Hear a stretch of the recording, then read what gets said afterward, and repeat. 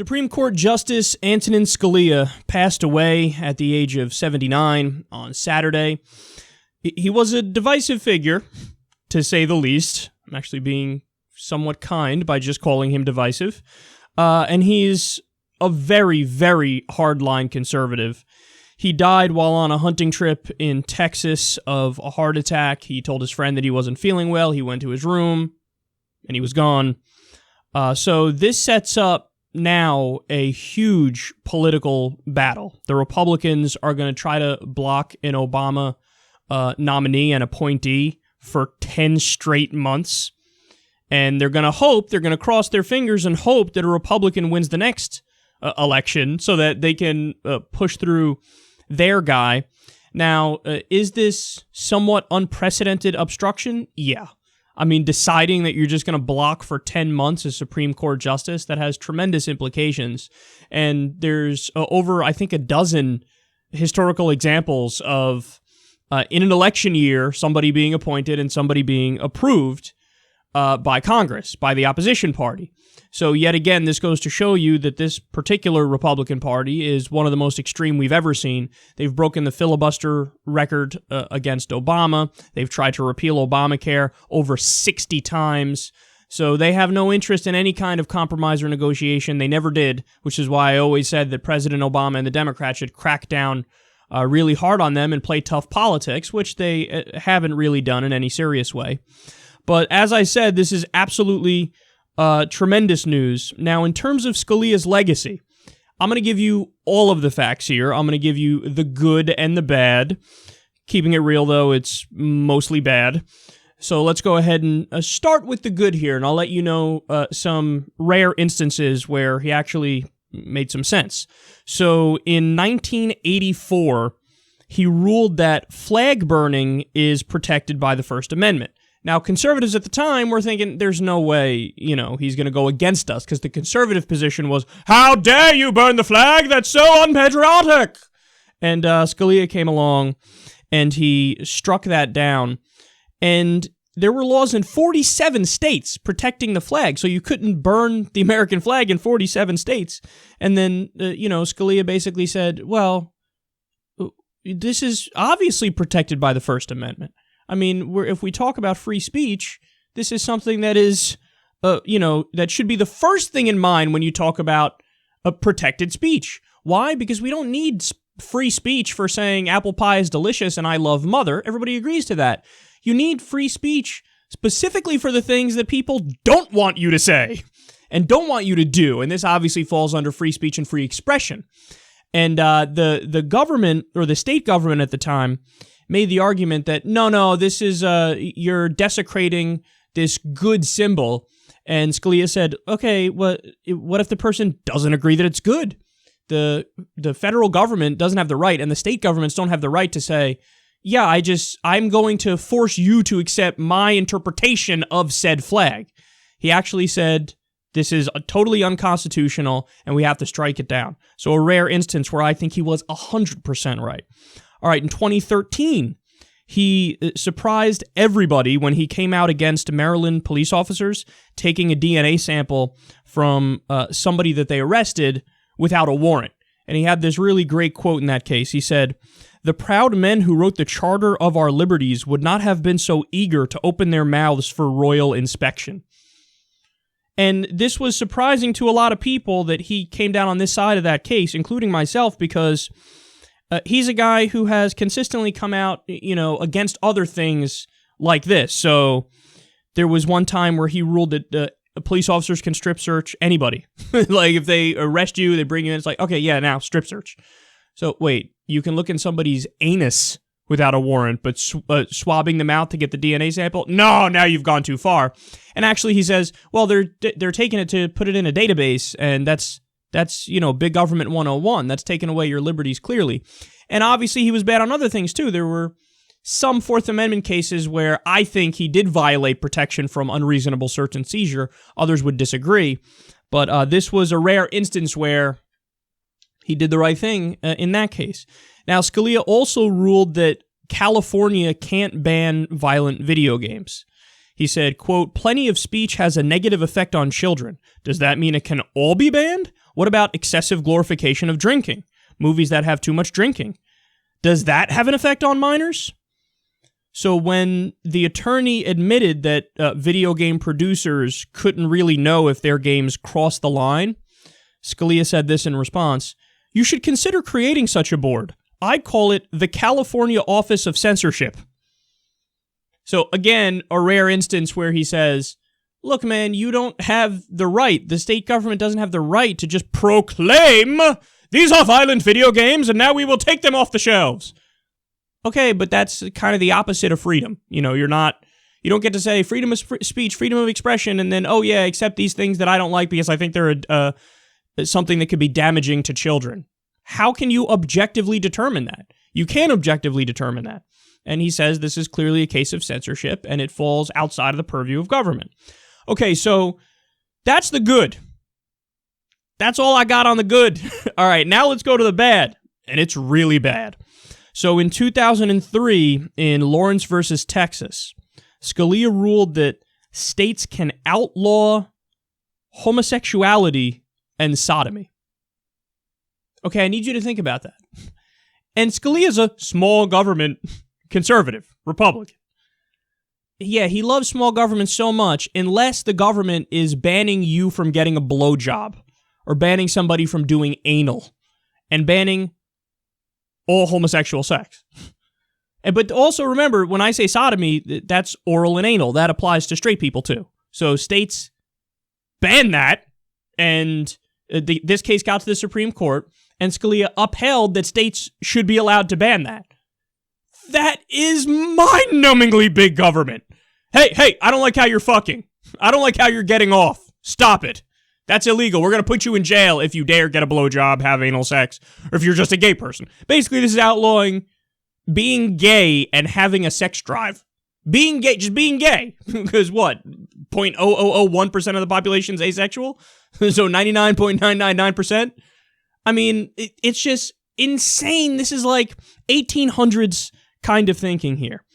On gays more broadly speaking, he said, "It's up to me to identify deserving minorities? What about pederasts? What about child abusers?"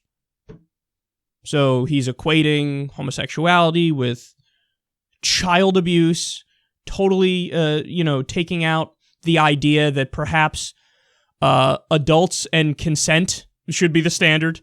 He's like, no, if I can't have feelings against homosexuality, why can't I have it against beating the fuck out of children? Okay, Antonin, that's stupid. Like, that's how a stupid person thinks. All right, more.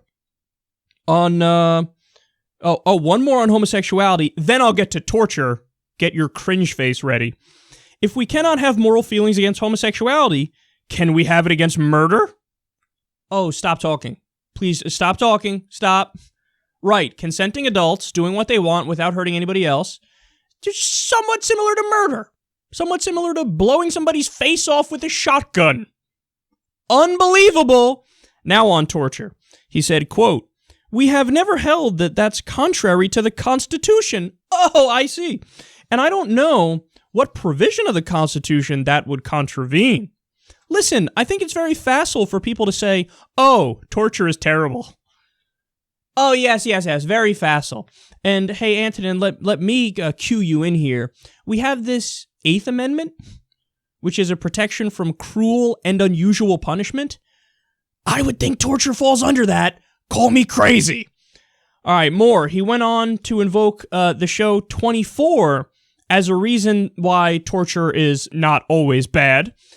What's so great about that is that's something I've mocked, at other times, where I've said in a very sneering and condescending way, the real world isn't like the show 24. It's not like, hey, we have a ticking time bomb, torture the Muslim guy, and we'll get the answer. No, in reality, when we tortured people, it turns out over 20% of them, we know were not guilty of anything at all, and that's just what they admit.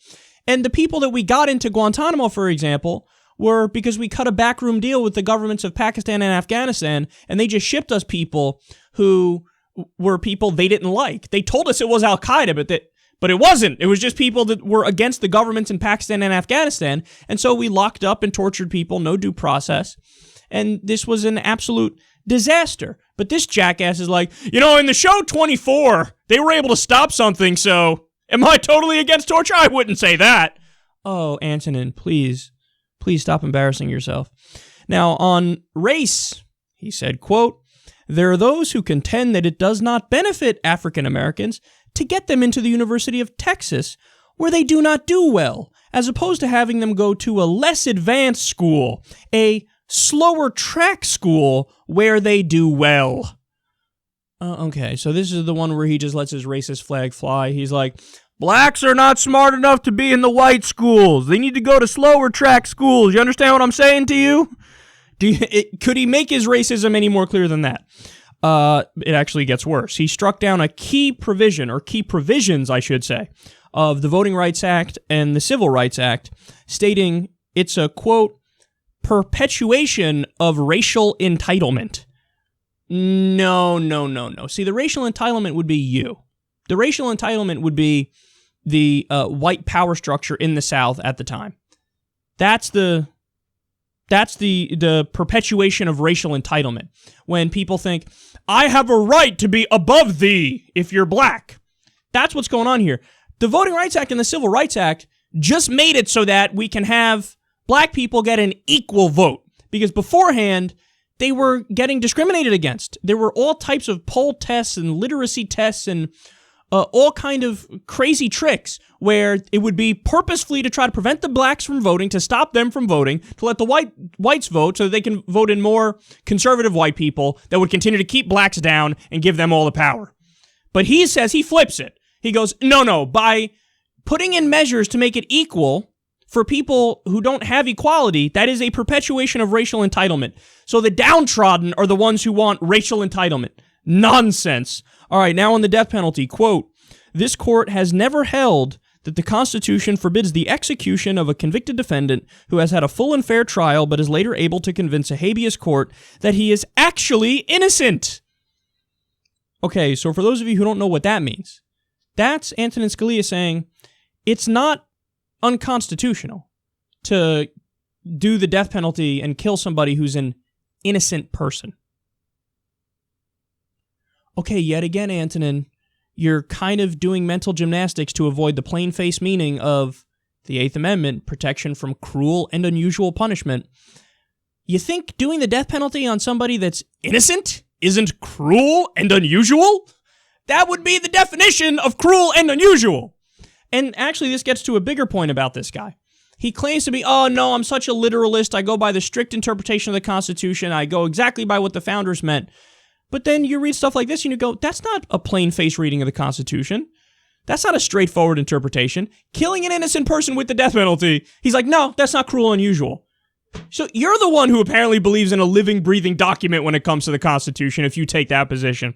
All right, on religion, quote, I even believe in the devil, he said. Of course, yeah, he's a real person.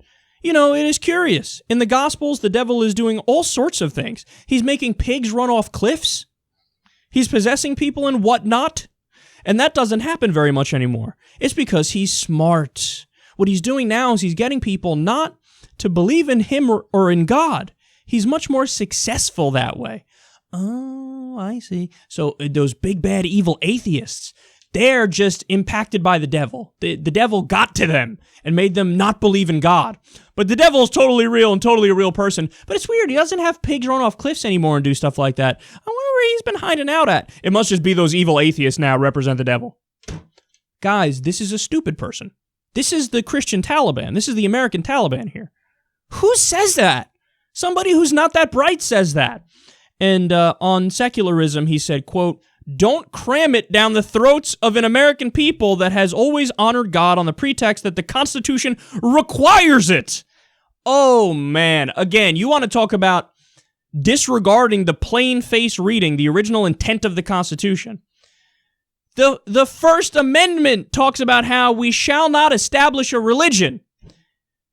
We had Thomas Jefferson writing letters where he lays out, yes, what we have is a separation of church and state.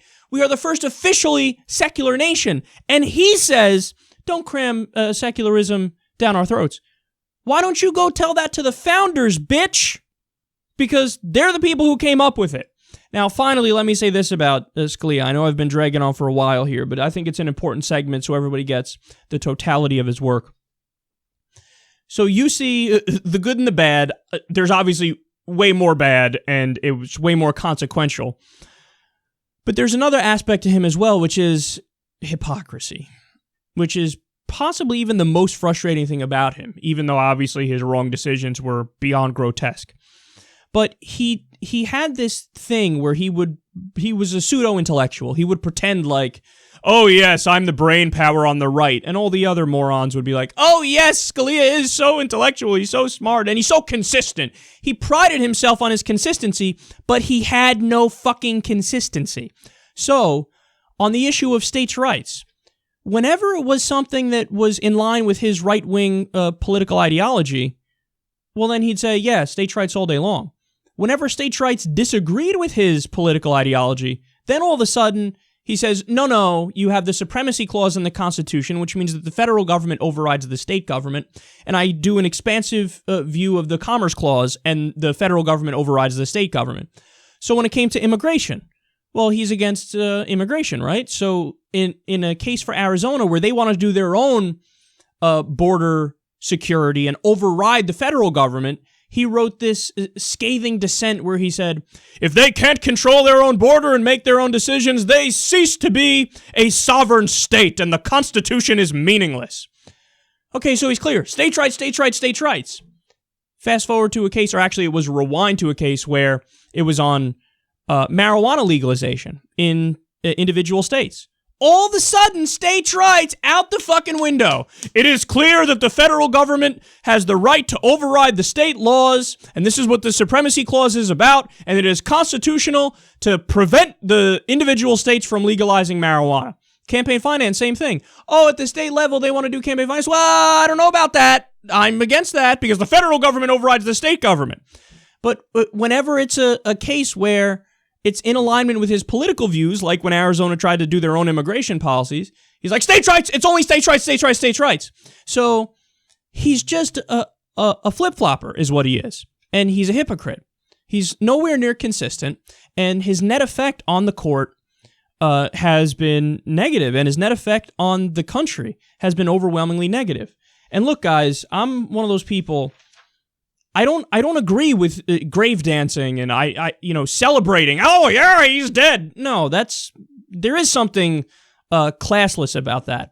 The reality is, though, facts are facts, and facts matter, and information doesn't disappear when somebody goes away. Like I said, he hurt the country tremendously, and that doesn't just go away now that he passed away.